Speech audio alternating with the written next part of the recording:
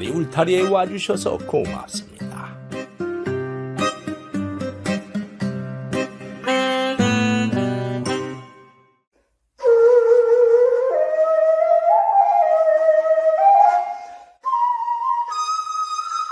이번 이야기는 업둥이로 맺어진 과부와 호래비에 대한 이야기입니다. 업둥이는 예로부터 복을 가져다 준다고 했는데 과연 업둥이 때문에 어떤 사연으로 과부와 호라비가 맺어졌는지 그 이야기를 시작해 보겠습니다. 옛날 어느 고을에 박시성을 가진 아내와 남편이 살고 있었습니다. 두 사람은 혼인한 지 5년이 지났지만은 아기가 생기지 않았습니다. 그래서 남편은 그 이유가 부인 탓이라고 생각하게 되었습니다. 에이, 씨는 좋은데 밭이 좋질 않으니 애가 생길 리가 있네. 에이. 그래서인지 남편은 부인에게 정을 주지 않고 밖으로 돌아다니며 기생집을 드나들었습니다. 박씨 부인도 자기 잘못이 크다고 생각해서 남편에게 뭐라고 하지 못하고 그저 숙이고 살았습니다. 그러던 중 한양에서 무역을 하고 있는 친구로부터 남편에게 좋은 장사거리가 있다고 연락이 왔습니다. 남편은 큰 돈을 준비해서 한양으로 떠날 준비를 했습니다. 그런데 떠나가기 전날 밤 남편은 그냥 가기 허전했는지 오랜만에 부인과 잠자리를 함께 했습니다. 남편은 다음날 한양으로 떠났습니다. 한양에 가면은 큰 돈을 벌어올 테니 그리 알고 있구려. 남편이 떠나고 한 달 후 풍문을 통해서 들어온 소리는 부인의 마음을 아프게 했습니다. 한양에 도착한 남편은 장사에 노력하기는커녕 색주가를 들락거리며 갖고 간 돈을 물쓰듯 하고 있다는 것이었습니다. 부인은 그 말을 듣고 마음이 아팠지만은 남편이 곧 정신을 차릴 것이라는 희망을 가질 뿐이었습니다. 그런데 한 달이 더 지난 어느 날 한양에서 청천벽력 같은 소식이 왔습니다. 남편이 사고로 세상을 떠났다는 소식이었습니다. 그 말을 들은 부인은 평소에 원망스러운 남편이었지만 그래도 남편이었던지라 상심이 매우 컸습니다. 그런데 이게 웬일일까요? 소식을 들은 며칠 후부터 헛구역질이 나기 시작하고 평소에 좋아하지 않던 음식이나 과일이 먹고 싶어지는 것이었습니다. 부인은 혹시나 하며 의원을 찾아갔습니다. 의원이 진맥을 짚어보더니 하는 말이 아기를 가졌다는 것이었습니다. 부인은 놀랐습니다. 남편이 떠나기 전 잠자리를 같이 했던 그날 밤에 아이가 생겼던 것입니다. 부인은 아버지 없는 아기가 생겼지만은 하늘의 축복으로 생각하며 태교에 힘쓰고 몸조리를 잘 하도록 노력했습니다. 그렇게 해서 아들이 태어났습니다. 부인은 아들에게 정성껏 젖을 먹이며 키웠습니다. 그런데 어느 날 밤 부인은 잠을 자다가 산 너머에 살고 있는 이서방이라는 사람에게 포쌈을 당해버렸습니다.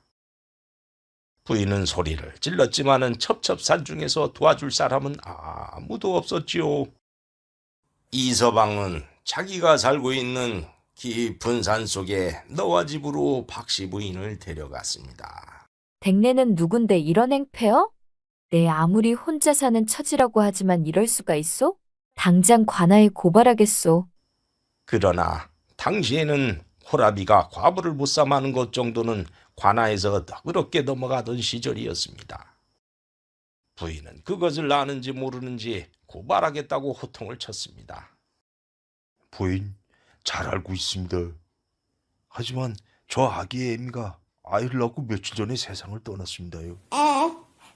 애기는 젖을 달라고 울어대는데 가난한 살림이라 젖을 먹여줄 사람을 구할 수도 없어서 이렇게 했습니다. 그러니 미안하지만 저 애기한테 젖을 좀 주십시오. 뭐요? 아무리 사정이 그렇다고 하지만 이렇게 무리하게 하는 법이 어디 있어? 나는 젖을 줄 수 없어요. 부인은 강하게 거절했습니다.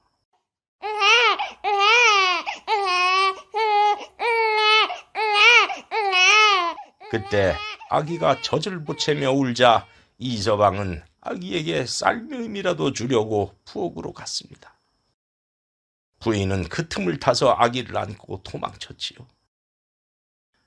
부인은 산길을 달려 도망갔고 이서방이 뒤쫓아왔습니다. 부인이 도망치다가 어느 낭떠러지 꼭대기에 다다랐습니다.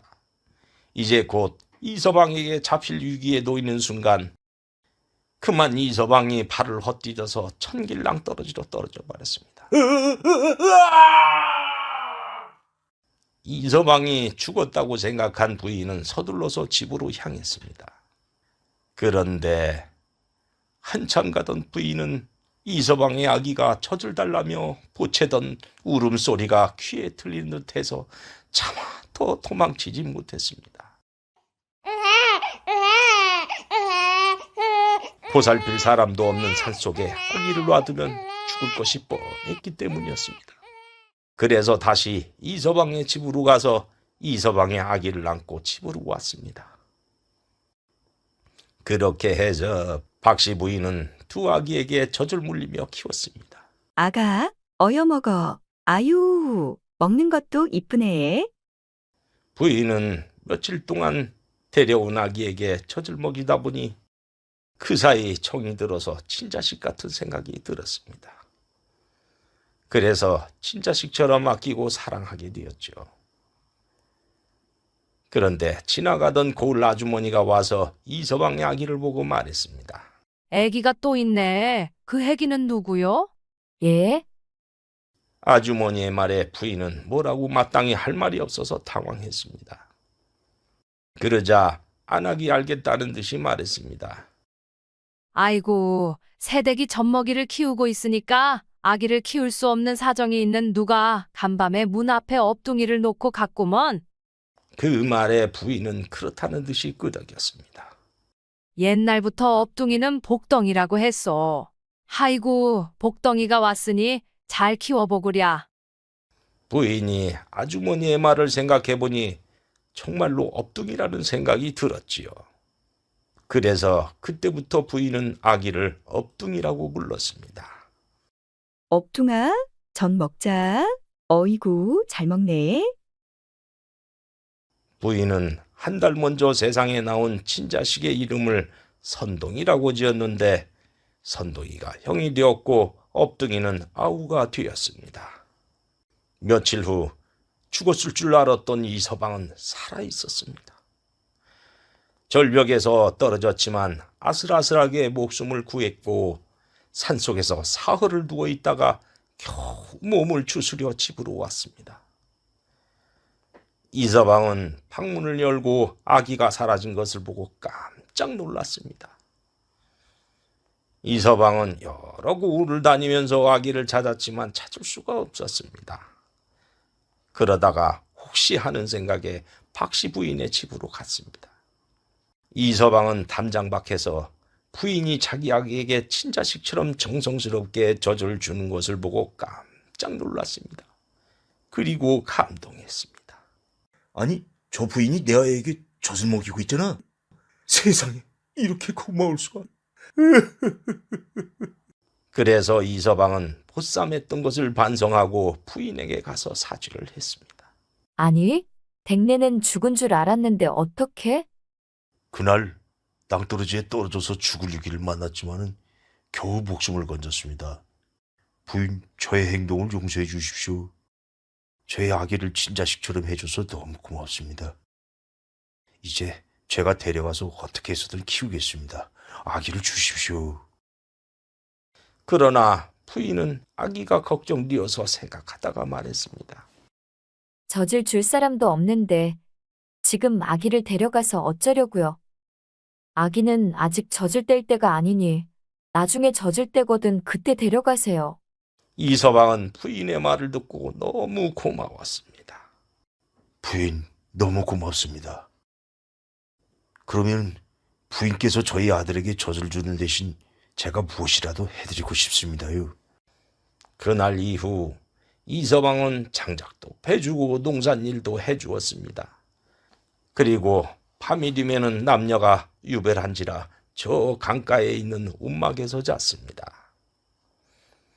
부인은 이서방이 헌신적으로 일하는 것을 보고 마음이 조금씩 열렸습니다. 그리고 가만히 생각해 보니 이서방이 자식을 위해서 보쌈을 했던 것이라 이해하는 마음이 생기기 시작했습니다. 그렇게 몇 달이 흐른 뒤 이서방이 자는 움막이 무너졌다는 말이 들렸습니다. 부인은 이서방이 안 돼 보여 집으로 들어오라고 해서 헛간에서 자게 했습니다. 그러던 어느 날 이웃 고을에 추씨 성을 가진 양반이 장정들을 시켜 부인을 보쌈해 오라고 보냈습니다. 너희들은 누군데 이러느냐? 누군지는 알 거 없습니다요. 어서 우리랑 갑시다. 어서 자루를 씌우자. 그때 이서방이 나타나 장정들을 막아섰습니다. 니놈들 어림없다. 에이, 니놈은 누구냐? 그 물음에 이서방은 남편도 아니고 친척도 아니어서 뭐라고 할 말이 없었습니다. 이서방이 머뭇거리는데 박씨 부인이 갑자기 소리를 쳤습니다. 이분은 내 낭군이요. 그 말을 들은 이서방은 깜짝 놀랐습니다. 장정들도 그 말을 듣더니 포기하고 가버렸습니다. 에이, 서방이 있었구나. 에이, 다 틀렸다. 들어가자.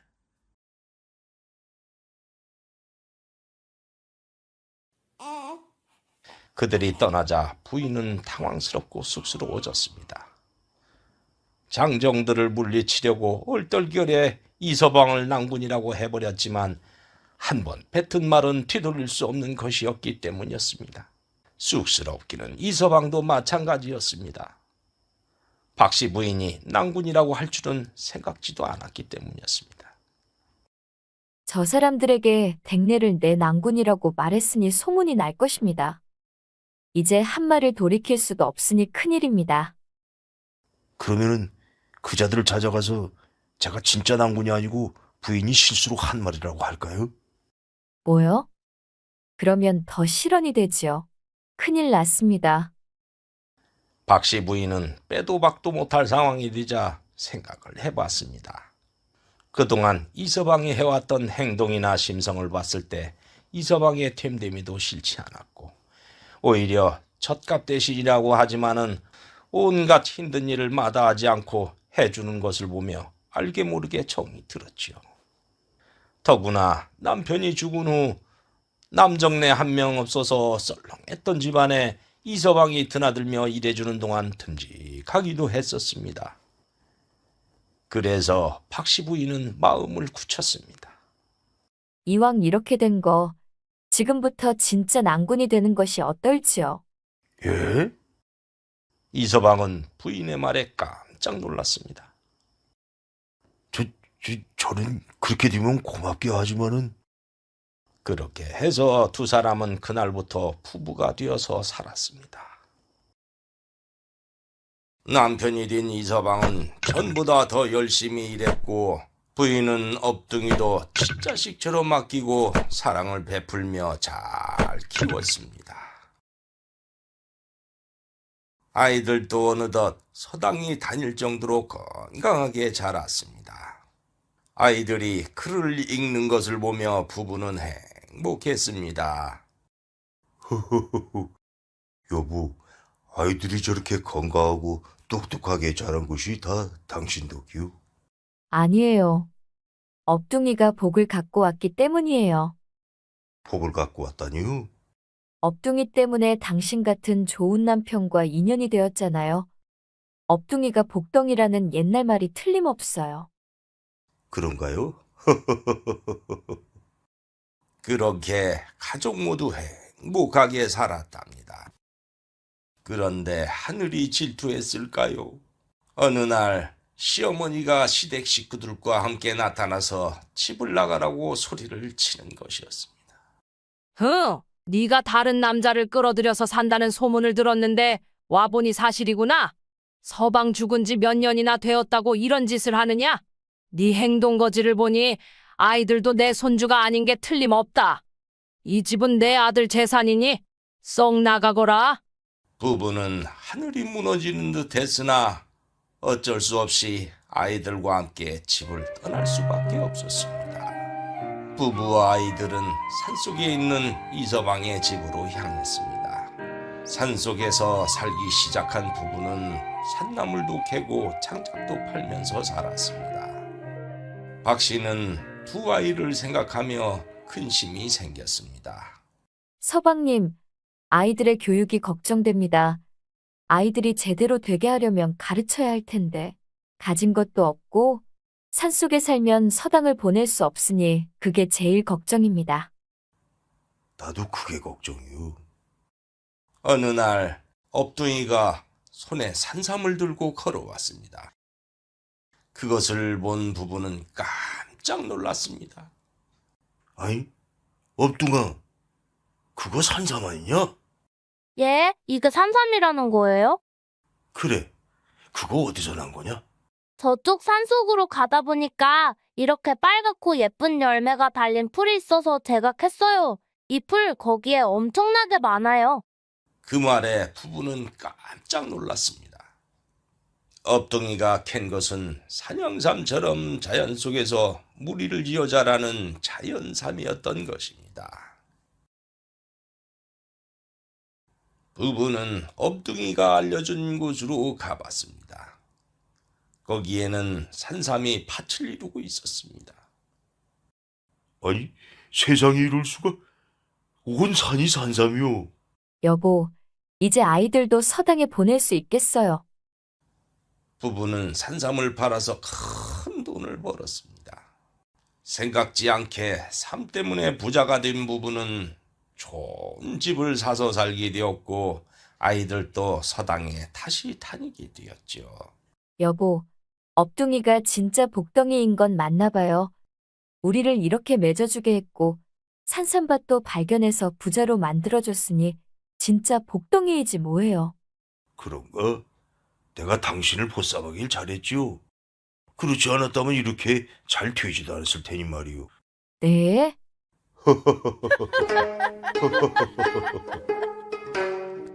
그렇게 가족 모두 행복하게 살았답니다. 지금까지 업둥이 이야기를 하다 보니까 6.25 때가 생각이 납니다. 6.25 때 우리의 어머니들은 총알이 스치는 전쟁터에서도 자식만은 살리겠다고 끝까지 끌어안고 피난을 갔지요. 헌데 요새는 살기가 어렵다고 낳은 자식도 버리고 해치는 일이 뉴스에 자주 나옵니다. 물론 얼마나 힘들었으면 그랬을까 싶지만은 죽음을 불사하고 자식을 끌어안고 달렸던 그 시절의 어머니들이 그리운 것은 저 혼자만의 생각일까요? 이번 이야기 여기에서 마치겠습니다. 감사합니다.